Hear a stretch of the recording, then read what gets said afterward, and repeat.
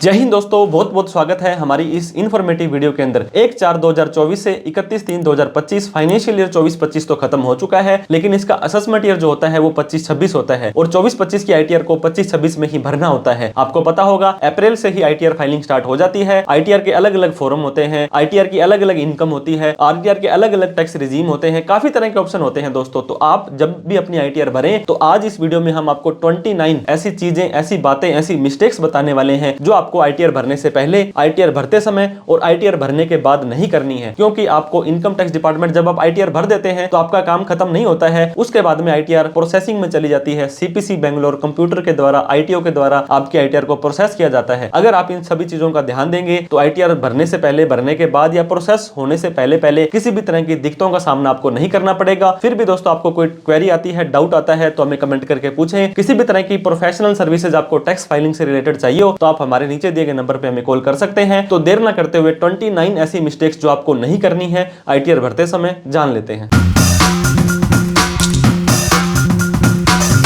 तो दोस्तों आज हम काफी सारे इंपॉर्टेंट डॉक्यूमेंट, इंपॉर्टेंट चेकलिस्ट हम डिस्कस करने वाले हैं जो कि 29 इंपॉर्टेंट पॉइंट्स हैं जो आपको अपनी आईटीआर भरने से पहले जरूर चेक करने हैं ताकि आपको किसी भी तरह की इनकम टैक्स डिपार्टमेंट से दिक्कत ना आए। क्योंकि दोस्तों आप सही आईटीआर नहीं भरते हैं तो सबसे पहला तो 139(9) का नोटिस आपको आ सकता है जो कि आपकी आईटीआर को डिफेक्टिव कर सकता है और ये माना जाएगा कि आपने अपनी आईटीआर भरी ही नहीं है। तो इस तरह से आपको इन 29 पॉइंट्स का ध्यान देना है। उसके बाद ही आपको अगर तसल्ली होती है तभी आपको अपनी इनकम टैक्स की रिटर्न आईटीआर भरनी है, क्योंकि गवर्नमेंट काफी सारा टाइम आपको ऑलरेडी देती है। मैं आपको बता रहा था कि कुछ ऐसे फॉर्म होते हैं जो आपके दोस्तों काफी टाइम बाद अपडेट होते हैं। अगर आपने 31 मार्च को, अगर आपका 31 मार्च वाले क्वार्टर में कोई भी टीडीएस कटा है तो वो 30 अप्रैल तक तो उसको जमा कराने का ही टाइम होता है। उसके बाद में 31 मई तक उसकी रिटर्न भर सकता है। तो आप कैसे ये उम्मीद लगा सकते हैं कि 31 मई से पहले आपका सारा का सारा डेटा अपडेट हो जाने वाला है। तो सबसे पहले हम बात करेंगे दोस्तों, अभी 31 मार्च 2025 को हमारा जो साल खत्म हुआ है जिसको कि फाइनेंशियल ईयर 24-25 बोला जाता है और इसका असेसमेंट ईयर होगा 25-26। मतलब आईटीआर के ऊपर 25-26 लिखा आने वाला है और आपको इसकी आईटीआर है वो आपको टाइम से भर देनी है। डिपार्टमेंट दोस्तों बहुत ज्यादा डिजिटल हो गया है। अगर डिजिटल जमाना है, ऑनलाइन जमाना है, टेक्नोलॉजी का जमाना है और बात करते हैं एआई का जमाना है दोस्तों, आप तो फिर भी फ्री वाला चैट जीपीटी या इन तरह की चीजें यूज करते हैं। डिपार्टमेंट के पास में दोस्तों कितना सारा रिसोर्सेज है, वो एक क्लिक पर ही काफी सारा डाटा आपका इकट्ठा कर सकती है। बहुत हाईटेक टूल्स हैं उनके पास होते हैं। तो आप ये मत समझिएगा कि आप इनकम टैक्स डिपार्टमेंट को कभी भी मूर्ख बना पाएंगे। टेक्नोलॉजी के साथ अगर आप चल रहे हो तो वो भी चल रहे हैं। सबसे पहला पॉइंट दोस्तों आपको ध्यान देना है ड्यू डेट का। Due date is the do date, मतलब जिस दिन आपकी ड्यू डेट आई है तब तो आपको काम करना ही करना है। 31 मार्च को आपका साल खत्म हुआ, अप्रैल, मई, जून, जुलाई 4 महीने का टाइम सरकार ने आपको दे दिया। सरकार कहती है 31 जुलाई से पहले आपको आईटीआर भर देनी है। भर तो बाद में भी सकते हैं 31 दिसंबर तक, जिसे कि बी लेटेड आईटीआर बोलते हैं, लेकिन आप ओल्ड टैक्स रिजीम में नहीं जा पाएंगे, लॉस कैरी फॉरवर्ड नहीं कर पाएंगे, एक्स्ट्रा ब्याज आपको देना पड़ेगा। और अगर आपकी सेल 1 करोड़ रुपए से ज्यादा है या सर्विस 50 लाख से ज्यादा है तो आपको पता होगा किसी सीए से आपको टैक्स ऑडिट करवानी पड़ती है। उसके बाद ही आपको आईटीआर भरनी होती है। तो 30 सितंबर तक आपको ऑडिट करवानी है। ऑडिट करवाने के बाद सरकार कहती है 1 महीने का एक्स्ट्रा टाइम लेकर के 31 अक्टूबर तक आप अपनी आईटीआर भर दें। और फिर भी नहीं भर पाए तो मैंने आपको बताया 31 दिसंबर तक बी लेटेड आईटीआर आपको भर देनी है। और आईटीआर यू दोस्तों आपके 4 साल तक, पिछले 4 सालों के आईटीआर आप नहीं भर पाए हैं तो भर दीजिए, लेकिन इसके अंदर ना तो आप अपना रिफंड क्लेम कर पाएंगे ना ही इनकम को घटा पाएंगे। यहाँ पे तो सरकार के बेनिफिट के लिए आईटीआर यू बनाई गई है। इसके बाद में दूसरा चीज जो दोस्तों आपको ध्यान देनी है, आईटीआर फाइलिंग मैंडेटरी, यही नहीं ध्यान होता है। बहुत सारे लोग तो कहते हैं सर अब 12 लाख रुपए तक तो कोई भी टैक्स नहीं है तो ना मुझे टैक्स देना है ना मुझे आईटीआर भरनी है। तो 12 लाख रुपए वाली दोस्तों 1/4/2025 से 31/3/2026 वाला जो साल है वो अगले साल के लिए 12 लाख की लिमिट है। पहली बात तो ये ध्यान दें, इस साल के लिए आपको 7 लाख रुपए की ही लिमिट टैक्स फ्री है। अगर 7 लाख से ऊपर इनकम हो जाती है तो आपको 3 लाख के बाद ही टैक्स देना है। लेकिन दोस्तों 3 लाख से ज्यादा इनकम होने पर आपको आईटीआर भरनी मैंडेटरी है। ग्रॉस टोटल इनकम अगर आपकी बेसिक एग्जम्पशन लिमिट से क्रॉस कर जाती है तो ये आपकी न्यू टैक्स रिजीम में फिलहाल के लिए 3 लाख रुपए है। अगले साल से ये 4 लाख हो जाएगी। और ओल्ड के अंदर उम्र के हिसाब से आपको बांटा गया है। 60 साल वालों के लिए 2.5 लाख है, 60 से 80 वालों के लिए 3 लाख, 80 से ऊपर वालों के लिए 5 लाख है। तो इस चीज का आपको ध्यान देना है दोस्तों कि आईटीआर फाइलिंग आप किस लोगों को करनी है और किस लोगों को नहीं करनी है। जब भी आप अपना पैन कार्ड बनाते हैं तो बहुत सारा डेटा आपका पैन कार्ड में ऑलरेडी बोल जाता है, लेकिन आपको कैसे पता लगेगा? इसके लिए दोस्तों आपको इनकम टैक्स के पोर्टल पर जाना पड़ेगा और वहां अपने आप को, अगर आप फर्स्ट टाइम अपनी ITR भर रहे हैं, अगर आप ITR नहीं भी भर रहे हैं, फिर भी मैं दोस्तों आपको ये एडवाइस दूंगा, सलाह दूंगा कि ITR भरने से पहले या ना भरनी हो तो एक बार आप अपना रजिस्ट्रेशन जरूर कर लें। रजिस्ट्रेशन कैसे करना है इसको हमने डिटेल में एक वीडियो में बता रखा है, जो आई बटन पर हम आपको उसका इंफॉर्मेशन दे देंगे। और दोस्तों आप आधार कार्ड से, पैन कार्ड से लॉगिन कर सकते हैं। अगर आपका ऑलरेडी रजिस्ट्रेशन किया हुआ है और आप अपना पासवर्ड चेंज करना चाहते हैं तो पासवर्ड चेंज करने की वीडियो भी हमने डिटेल में बना रखी है, वो भी आप देख सकते हैं। तो आपका रजिस्ट्रेशन होना बहुत ही जरूरी है। बहुत सारे लोग दोस्तों अपना रजिस्ट्रेशन तो कर लेते हैं लेकिन अपना बैंक अकाउंट ऐड करना भूल जाते हैं या किसी कारणवश नहीं कर पाते हैं। तो इनको क्या करना है, जितने भी बैंक अकाउंट हैं उनको ऐड करना है। ऐड करने से क्या होगा दोस्तों, अगर आपका कोई भी एक्स्ट्रा TDS वगैरह कट गया था उसको आपने रिफंड लेना है तो आपको अपना बैंक अकाउंट ऐड करना जरूरी है। ऐड करने के बाद उसको वैलिडेट करना भी जरूरी है। अगर आपके पैन कार्ड में और आपके बैंक अकाउंट में सारा का सारा नेम, जेंडर, स्पेलिंग सेम है तभी आपका बैंक अकाउंट ऐड होने के बाद वैलिडेट होगा। तो इस चीज को भी आपको बखूबी ITR भरने से पहले कर लेना है। अब दोस्तों आपने जैसे बताया प्री फील्ड है, सरकार भी आपको सुविधा दे रही है, तो काफी सारा प्री फील्ड इंफॉर्मेशन डेटा आपका ऑलरेडी आ जाएगा। प्री फील्ड इंफॉर्मेशन में आपका कितना टैक्स बनता है, कितना आपका TDS TCS कलेक्ट हुआ था और बहुत सारी इंफॉर्मेशन दोस्तों आपके नेम की, आपके जेंडर की, आपके डेट ऑफ बर्थ की आ जाने वाली है। मान लीजिए किसी ने आपको 10 लाख रुपए की सैलरी दी है और वो आपके ऑटोमेटिक आ रही है, लेकिन फॉर्म 16 में आपकी 9 लाख ही आ रही है या 11 लाख रुपए आ रही है। तो कई चीज़ें ऑटोमेटिक जो आ रही हैं उनको आप अपने हिसाब से कम या ज़्यादा अपडेट करें और ताकि आप आंख बंद करके उसकी ITR को ना भरें। बात करते हैं TDS सर्टिफिकेट की। TDS यानी कि दोस्तों टैक्स डिडक्टेड एट सोर्स। किसी भी व्यक्ति के काम आप वहां पे सैलरी कर रहे हैं और जॉब पे काम करते हैं तो साल खत्म होने के बाद 31 मई तक सामने वाला व्यक्ति TDS की रिटर्न भर सकता है। तो दोस्तों यहाँ पे 15 जून तक आपको फॉर्म नंबर 16 जारी किया जा सकता है अगर आप सैलरी की इनकम है, अगर आपकी पेंशन की इनकम है तो 15/6 तक आप वेट कर लें, क्योंकि जब सामने वाला व्यक्ति अपने TDS की रिटर्न लास्ट क्वार्टर की भरेगा तभी तो आपके सामने ये फॉर्म 16 आपको जारी होने वाला है। फॉर्म नंबर 16 के अलावा दोस्तों 16A फॉर्म होता है, 16B होता है, 16C होता है। अगर आपकी सैलरी में TC ने TDS काटा तो 16 में आ जाएगा। सैलरी के अलावा मान लीजिए FD पर आ गया, डिविडेंड पर आ गया और बहुत तरह की ऐसी कमीशन, ब्रोकरेज वगैरह होती है, किस किस अमाउंट पर कितना कितना TDS कटता है इसके ऊपर हमने डिटेल में वीडियो बना रखी है लेटेस्ट रूल के हिसाब से, तो उसको भी एक बार आप देखना सुनिश्चित करें। तो कभी भी आपका दोस्तों TDS या TCS का सर्टिफिकेट FD वगैरह पर अदर देन सैलरी आ गया है तो उनको भी TDS या TCS की रिटर्न भरने का वेट करना है। वो सर्टिफिकेट से आपको अपना क्रॉस वेरीफाई जरूर करना है। दोस्तों पिछले 4 सालों से बड़ा ही क्रांतिकारी फॉर्म AIS और TIS हो गया था, जहां पर 70 से ज्यादा रिपोर्टेबल ट्रांजैक्शन, दोस्तों 2 रुपए का, 10 रुपए का भी सेविंग का ब्याज आ गया, कोई भी डिविडेंड आ गया, कोई भी सैलरी, कोई भी शेयर मार्केट, कोई म्यूचुअल फंड, न जाने कितने तरह के ट्रांजैक्शन यहाँ पे शो होते हैं। तो टैक्स पेयर इन्फॉर्मेशन समरी और टैक्स पेयर इन्फॉर्मेशन दोस्तों TIS और AIS है, ये आपके 31 मई तक अपडेट हो सकते हैं। तो मैं आपको फिर से एक बार एडवाइस देना चाहूंगा, जून और जुलाई के महीने में एक बार आप अपना ASTS जरूर देखें ताकि यहाँ पे कोई भी रिपोर्टेबल ट्रांजैक्शन जो शो कर रही है उसको आपको ITR में जरूर दिखाना है, नहीं तो आपकी ITR दोस्तों डिफेक्टिव हो सकती है। 26AS बहुत ही बड़ा खतरनाक रिपोर्टेबल ट्रांजैक्शंस दोस्तों यहाँ पे पहले आती थी, लेकिन अब यहाँ पे आपका किसी भी तरह का किसी ने TDS काट लिया है, TCS कलेक्ट कर लिया है, आपका self assessment tax, advance tax, ये भी चीजें 31 मई तक अपडेट हो सकती हैं। तो आपका किसी ने भी कहाँ भी कितना भी TDS काटा है ये सारा का सारा 26AS में आपका आ जाने वाला है, उसको भी जरूर चेक करें।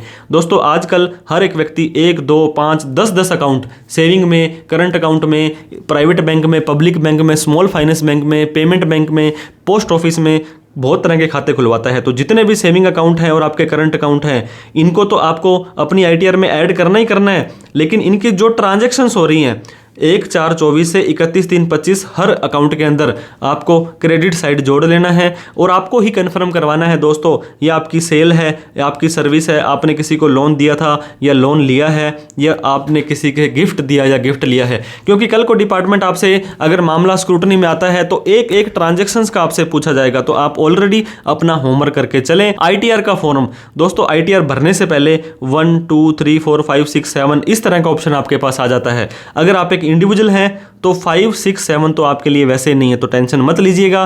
प्रजम्पटिव में ITR 4 जाती है, F&O इंट्राडे में 3 जाती है, लॉन्ग टर्म शॉर्ट टर्म है तो 2 जाती है, नॉर्मल सैलरी वगैरह है तो 1 जाती है। तो बिल्कुल करेक्ट और एग्जैक्ट ITR का फॉर्म आपको भरना है, नहीं तो आपकी ITR डिफेक्टिव हो सकती है। 15 दिन का टाइम दिया जाएगा, 139(9) का नोटिस आएगा। अगर उसका रिप्लाई नहीं देते हो तो ये माना जाएगा कि आपने अपनी ITR भरी ही नहीं है। तो करेक्ट ITR का फॉर्म आपको भरना है। डिडक्शन और एग्जम्पशंस के दोस्तों आपको प्रॉपर प्रूफ रखने हैं। सबसे पहले तो ओल्ड टैक्स रिजीम में ही छूट मिलती है। 80C से 80U, HRA, होम लोन, बहुत तरह की डिडक्शंस होती हैं दोस्तों। 80G, GGC, GGB, political party, इन सभी डिडक्शंस को आपको तभी लेना है जब आपके पास प्रॉपर जस्टिफिकेशन हो, नहीं तो इनकम टैक्स डिपार्टमेंट वाले आपको पता है पहले 80GGC के मैसेज भेजे, अब आपको HRA के मैसेज भेज के डरा रहे हैं। डराएंगे क्यों दोस्तों? क्योंकि आपके पास एग्जैक्ट जेन्युइन इन्फॉर्मेशन थी, सही क्लेम लिया था, तो कोई टेंशन वाली बात नहीं है। फेक रिफंड की बात करते हैं दोस्तों। फेक रिफंड क्या होता है? ऐसा कोई भी रिफंड जो आपने फर्जी डिडक्शंस लेकर के किया। अब HRA की दोस्तों छूट आ रही थी, आपने 60,000 रुपये के हिसाब से 7,20,000 रुपये का रेंट दिखा करके HRA की तो छूट ले ली, लेकिन जब आप 50,000 रुपये से ज़्यादा किसी को रेंट देते हो तो उसका TDS आपको काटना पड़ता है। तो इस मामले में बड़ी दिक्कत हो जाती है। तो दोस्तों रिफंड लेने के लिए आप प्लीज़ फर्जी काम मत करें। आप डिपार्टमेंट बहुत स्ट्रिक्ट है, आपको लीगल रहना है, लॉयल रहना है, टेंशन फ्री रहना है, चैन की नींद आपको सोना है। कई लोग क्या करते हैं दोस्तों, बहुत तरह की स्पेशल इनकम आती है। स्पेशली बात करें, अगर आपने शेयर मार्केट में काम किया, आपने म्यूचुअल फंड में काम किया, आपने ड्रीम 11 में टीम बनाई, सामने वाले व्यक्ति ने आपका पैन कार्ड लिया नहीं लिया, दिखा रहा है नहीं दिखा रहा है, आपका धर्म यह है कि सारी की सारी इनकम को क्रिप्टो करेंसी दोस्तों जिसे कि VDA बोलते हैं उसको, ड्रीम 11, गेमिंग, इन सभी इनकम को आपको ITR में दिखाना है, ताकि आप नहीं दिखाएंगे और बाद में उन्होंने अगर अपडेट कर दिया तो आपको दिक्कतों का सामना करना पड़ सकता है। कॉन्टैक्ट डिटेल्स को अपडेट करना बहुत जरूरी है दोस्तों। आजकल फेसलेस जमाना है, ऑनलाइन नोटिस आता है, ऑनलाइन मैसेज आता है, किसी अधिकारी की कोई इन्वॉल्वमेंट नहीं है। तो आप अपना मोबाइल नंबर, आप अपनी ईमेल आईडी और आप अपना एड्रेस जरूर अपडेट करें दोस्तों। यहाँ पे 2 मोबाइल नंबर और 2 ईमेल आईडी ऐड हो जाती है, तो आप इन दोनों की ऐड करें ताकि इन फ्यूचर में किसी भी तरह का कोई भी कोरस्पोंडेंस हो, किसी भी तरह का पत्र व्यवहार हो, वो आपसे मिस ना हो जाए। पैन कार्ड और आधार कार्ड आपस में इनका संपर्क है, इनका जो रिलेशन है बहुत ही बढ़िया है दोस्तों। पिछले 3-4 सालों से सरकार पीछे पड़ी हुई थी, पैन कार्ड आधार कार्ड लिंक करवा लो, लेकिन आपने फिर भी नहीं करवाया है तो आपको करवाना पड़ेगा 1,000 रुपये की लेट फीस देने के बाद। कुछ ऐसी कैटेगरी है जिनको आधार कार्ड पैन कार्ड से लिंक कराने की जरूरत नहीं है, जिस पे हमने डिटेल में वीडियो बना रखी है, उस पर आपने बहुत प्यार दिया था, उसको भी आप देख लें। अभी तक नहीं देखा है तो पैन आधार का आप स्टेटस चेक करें, लिंक नहीं है तो लिंक करें। पैन आधार को लिंक कैसे करना है इस पर भी हमने डिटेल में वीडियो बना रखी है दोस्तों। लिंक करने के लिए आपको 1,000 रुपये का सबसे पहले चालान देना पड़ेगा, फिर आपको वेट करना पड़ेगा। अगर लिंक नहीं है तो यह माना जाता है कि आपके पास पैन कार्ड है ही नहीं। इंटरेस्ट सर्टिफिकेट की बात करते हैं दोस्तों। अगर आपके 10 सेविंग बैंक अकाउंट है, आजकल तो डिजिटल जमाना है, ऑनलाइन जमाना है, तो ऑनलाइन बैंकिंग से इनकी ऐप से ही आपको सर्टिफिकेट मिल जाएगा। FD का सर्टिफिकेट, कहीं पर भी आपने इन्वेस्ट की थी उनका सर्टिफिकेट आपको अपनी ITR में दिखाना जरूरी है, और हो सके तो AIS और TIS से भी एक बार क्रॉस वेरीफाई जरूर कर लें। होम लोन दोस्तों, घर बनाना हर एक व्यक्ति का सपना होता है। अगर आपने होम लोन जो लोन बना करके घर बनाया है तो ओल्ड टैक्स रिजीम में आपको पता होगा प्रिंसिपल की 1.5 लाख रुपए तक की छूट 80C में मिलती है, और इंटरेस्ट की छूट दोस्तों 2 लाख रुपए तक सेक्शन 24 में इनकम फ्रॉम हाउस प्रॉपर्टी के तौर पर लॉस में दिखा सकते हैं। तो आपको प्रॉपर अपना सर्टिफिकेट बैंक से लेना है, क्योंकि बैंक वाले इनकम टैक्स के पर्पज से ही आपको ये सर्टिफिकेट देते हैं, और वहाँ पर लिखा भी होता है कि ये इस टैक्स सेविंग के लिए आपको इतना डिडक्शन EMI है और इतनी आपकी प्रिंसिपल है, इतना आपका इंटरेस्ट है। अगर आप ITR 3 का फॉर्म भर रहे हो या ITR 4 का फॉर्म भर रहे हो, इसका क्या मतलब होता है दोस्तों?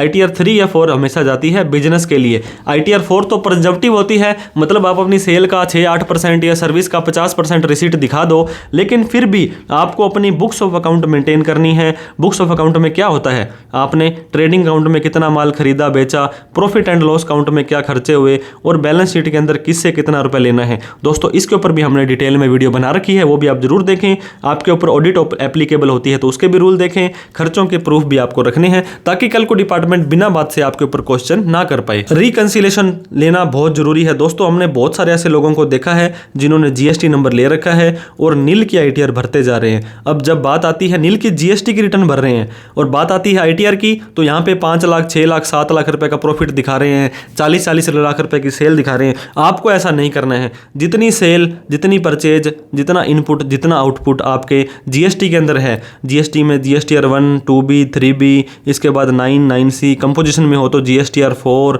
CMP 08, इन सभी दोस्तों फॉर्म्स के अंदर आपको अपना क्रॉस वेरिफिकेशन जरूर करना है, ताकि इन फ्यूचर में आपको GST department, income tax department परेशान ना करें। शेयर मार्केट के अंदर बहुत सारे लोग काम करते हैं दोस्तों। जो अगर आप जॉब कर रहे हैं, अगर आप बिजनेस कर रहे हैं, तो आप भी चाहते हैं कि मेरी सेकंड सोर्स की इनकम हो, लेकिन यहाँ पे दोस्तों ट्रेडिंग और इन्वेस्टमेंट दो चीज़ें होती हैं। ट्रेडिंग का मतलब एक बिजनेस सट्टा हो गया, इंट्राडे, F&O, यहाँ पे बहुत सारे लोग नुकसान खाते हैं, और बिजनेस होता है यहाँ पे आप long term capital gain, short term capital gain, dividend, intraday, F&O, hedging, बहुत तरह की कमाई कर सकते हो दोस्तों। जब भी आप शेयर मार्केट में खाता खुलाते हो तो आपका ब्रोकर आपका क्या लेता है, पैन कार्ड ले लेता है। तो सारे के सारे ब्रोकरों की रिपोर्ट आपको डाउनलोड करनी है, आपको म्यूचुअल फंड की रिपोर्ट डाउनलोड करनी है। टर्नओवर आपकी ऑडिट में, आपकी आईटीआर में बहुत इंपॉर्टेंट रोल प्ले करता है, तो टर्नओवर का भी आपको बहुत ज्यादा ध्यान रखना है। बहुत सारे लोग क्या करते हैं दोस्तों, उनके पास प्रॉपर्टी होती है, या तो उसको किराए पे देते हैं, तो उसकी आपको income from house property rent में दिखानी है, जहां पे आपको 30% की छूट मिल जाएगी। लेकिन अगर आपने कोई भी प्रॉपर्टी परचेज की है, तो प्रॉपर्टी परचेज की है तो दोस्तों पैसा कहां पे आया, वो पैसा आपने लोन लेकर के लिया था, तो आपको कोई दिक्कत वाली बात नहीं है। 50 लाख से ज्यादा की प्रॉपर्टी अगर आप किसी से खरीदते हो तो उसके ऊपर आपको 1% टीडीएस काटना होता है। 20 क्यूबी के ऊपर भी हमने डिटेल में वीडियो बना रखी है। कोई प्रॉपर्टी आपने बेची तो दोस्तों उसका कैपिटल गेन प्रॉफिट आपको आईटीआर में दिखाना पड़ेगा। प्रॉपर जस्टिफिकेशन, अगर आपने प्रॉपर्टी खरीदी भी है और बेची भी है तो उसका आपको आईटीआर में जरूर दिखाना है। ओल्ड टैक्स रिजीम दोस्तों बड़ी ही कंट्रोवर्शियल बना हुआ था। 87A के अंदर आपको पता होगा, पहले तो 25,000 रुपए की छूट हर इनकम पर ये देते थे, लेकिन बाद में इन्होंने ये बंद कर दी। अब ओल्ड के अंदर 12,500 की छूट आपको स्पेशल इनकम पर भी, क्रिप्टो वगैरह पर भी मिल जाती है। तो कोई भी डिडक्शन और एग्जम्पशंस लेनी है तो आपको ओल्ड टैक्स रिजीम में जाना पड़ेगा। लेकिन यहाँ पे एक बहुत बड़ी कंडीशन है, ड्यू डेट से पहले ही आईटीआर भरनी पड़ेगी, जो कि 31 जुलाई 2025 है। इसके बाद में आपको मजबूरन न्यू टैक्स रिजीम में जाना पड़ेगा। अगर आपकी आईटीआर 3 या 4 है और ओल्ड रिजीम में जाना चाहते हो तो 10IEA का फॉर्म भी आपको भरना पड़ेगा। रेजिडेंशियल स्टेटस, बहुत सारे लोग दोस्तों आउट ऑफ इंडिया चले जाते हैं, जो घूमने गए हैं, बिजनेस पे गए हैं, वर्क पे गए हैं, किसी भी पर्पज से गए हैं, तो यहाँ पे वो एनआरआई अगर हो जाते हैं, 182 दिन से ज़्यादा रह जाते हैं, तो एनआरआई को कब आईटीआर भरनी जरूरी है, और एनआरआई को इंडिया जब आते हैं तो क्या क्या काम करने हैं, इस पर भी डिटेल में वीडियो बना रखी है। तो मेक श्योर करें आप अपना रेजिडेंशियल स्टेटस जरूर चेक करें। एनआरआई है तो एनआरआई की कैटेगरी में आपको आईटीआर भरनी है। इसके बाद बात करते हैं दोस्तों सेल्फ असेसमेंट टैक्स। जब आपकी 5 हेड की इनकम आपने दिखाई, उनमें मान लीजिए 10 लाख रुपए की आपकी इनकम आ गई और 1 लाख रुपए का आपका टैक्स बन रहा है, तो क्या आप सीधी ही आईटीआर भर देंगे? नहीं, पहले आपको आईटीआर भरने से पहले जो भी टैक्स बनता था वो भरना पड़ेगा। तो पेबल टैक्स आपको भरना है, वो आपको दोस्तों इनकम टैक्स के पोर्टल पर, आजकल तो बड़े ही सिंपल से फोन पे, गूगल पे से भी आप भर सकते हैं। तो इसके ऊपर भी हमने डिटेल में वीडियो बना रखी है कि सेल्फ असेसमेंट टैक्स आप अपना कैसे भरें। वो भरने के बाद जो चालान आएगा उसका BSR कोड, चालान नंबर, वो सब चीजें डालने के बाद ही आपको आगे बढ़ना है। वेरिफिकेशन दोस्तों, हर एक चीज का वेरिफिकेशन होता है, तो आईटीआर का क्यों नहीं होगा? जब आप आईटीआर भरते हैं तो वहां पे 3 ऑप्शन आते हैं कि आधार OTP से अभी कर दें, या 30 डेज बाद करें, 30 डेज तक कर सकते हैं, या आप CPC बेंगलोर में इसको साइन करके भेजें। तो आधार OTP, बैंक EVC, इसके अलावा डिजिटल सिग्नेचर, बहुत तरह के ऑप्शन दोस्तों आपके पास आते हैं। आईटीआर भरने के 30 दिन के अंदर अंदर आप इसको वेरीफाई जरूर करें, नहीं तो आपकी आईटीआर इनवैलिड हो सकती है। मान लीजिए 40 दिन के बाद आपने वेरीफाई करी, 31 जुलाई तक करनी थी, आपने 1 अगस्त को करी, तो ये माना जाएगा कि आपने आईटीआर 1 अगस्त को भरी है, तो 31 जुलाई के बाद आपको लॉस कैरी फॉरवर्ड करने नहीं दिया जाएगा। इसके अलावा लेट फीस वगैरह आपके लग सकती है। तो आईटीआर वेरिफिकेशन आप कोशिश करें हैंड टू हैंड ही आईटीआर भरते समय ही कर दें। आपको पोर्टल पर दोस्तों पैनी नज़र बनाए रखनी है। वैसे तो मैंने आपको बताया था, अगर आप अपना मोबाइल और ईमेल आईडी अपडेट कर देते हैं तो कुछ भी अपडेट वहां पे आएगा तो पहले आपको मैसेज और मेल जरूर आ जाएगी, लेकिन टाइम टू टाइम पोर्टल को अपडेट करते रहें। मैंने आपको बताया था AIS, TIS और 26S कभी भी नया डाटा शो कर सकता है। कम से कम 31 मई तक तो आपको देखना है। पेंडेंसी के अंदर पेंडिंग एक्शन आता है, आपकी आउटस्टैंडिंग डिमांड अगर आ रही है तो इस साल के TDS से पहले वो एडजस्ट की जाएगी। आपकी दोस्तों ई प्रोसीडिंग, मतलब कोई केस कचहरी का आपका कोई चक्कर चल रहा है, इंटीमेशन 143(1) के अगर के अंदर आएगा तो रेड, ग्रीन और ब्लू 3 कलर का आता है, उसको आपको चेक करना है। आपको दोस्तों रिकॉर्ड रखने हैं, फॉर्म नंबर 16, 16A, बैंक की स्टेटमेंट, इंटरेस्ट का सर्टिफिकेट, होम लोन का सर्टिफिकेट, ब्रोकर की रिपोर्ट, इसके अलावा बहुत तरह के ऐसे लेन देन होते हैं जो आपने ITR भरते समय आए थे। तो दोस्तों आजकल तो डिजिटल ज़माना है, कहीं पर भी आप इसको PDF में बना करके सेव करके रख लें, ITR की एक्नॉलेजमेंट, बैंक की स्टेटमेंट, जो भी आपने खर्चे वगैरह किए, ताकि इन फ्यूचर में अगर आपका केस इनकम टैक्स में कहीं पर भी खुलता है तो आप उसको ईजिली जस्टिफाई तो कर पाएंगे। और last but not the list, professional help आपको लेनी है दोस्तों, जिसका काम उसी को साजे, भूल पड़े तो डंडे बाजे। तो आपके पास एक अपना पर्सनल CA जरूर होना चाहिए दोस्तों। अगर आपका कोई पर्सनल CA नहीं है तो मैं आपका छोटा भाई सुमित शर्मा आपके लिए हमेशा अवेलेबल रहता हूं। आपको हमने नीचे नंबर दिए गए हैं, आप उन पर कॉल, मैसेज, व्हाट्सअप कर सकते हैं। और आपको लगता है तो आप हमारी सर्विस लें, नहीं तो आप हमारे से वैसे भी एडवाइस ले सकते हैं। एक ऐसा प्रोफेशनल जिसके पास टाइम हो, नॉलेज हो और वैल्यू फॉर मनी दे दे। मान लीजिए दोस्तों किसी काम के आपके 1000 रुपये लग रहे हैं तो वो 2000 का आपको वैल्यू देगा, उसकी उतनी कीमत देगा इन फ्यूचर में पूरे साल। अगर हम हमारी बात करें दोस्तों, हम ITR भरने की फीस जो भी लेते हैं, लेकिन उसके बाद उसको पूरे साल तक कोई भी कॉल मैसेज करता है तो पूरा अवेलेबल रहते हैं, क्योंकि डिपार्टमेंट इतना स्ट्रिक्ट हो गया है कि आपको कभी भी कुछ भी मैसेज भेज देता है। तो आपको इन चीज़ों का ध्यान देना है। एक्सपीरियंस हो, डिपार्टमेंट की लाइजनिंग हो, इसका ज़्यादा आजकल प्रभाव नहीं है, लेकिन फिर भी डिपार्टमेंटली और अलग अलग तरह के 1000 तरह के 10,000 तरह के मान लीजिए हमारे पास केस आते हैं, तो उनका हमें एक प्रैक्टिकल नॉलेज हो जाता है। तो वीडियो अच्छी लगी हो तो लाइक करके, अभी तक हमें सब्सक्राइब नहीं किया है तो प्लीज़ कर दें, क्योंकि ITR आपको कैसे भरनी है, क्या क्या चीज़ों का ध्यान रखना है, डिटेल में काफ़ी सारी वीडियोज़ हमारी आती रहेंगी। इस वीडियो को उन सभी लोगों में शेयर करें जो अपनी ITR खुद भरते हैं या किसी से भी भरवाते हैं, लेकिन इन 29 चेकलिस्ट का, इन डॉक्यूमेंट का, बातों का ध्यान देना बहुत जरूरी है। फिर भी कोई डाउट, क्वेरी, क्वेश्चन रह जाता है तो कमेंट करके हमें बताएं। Thank you so much for watching this video. जय हिंद, जय भारत।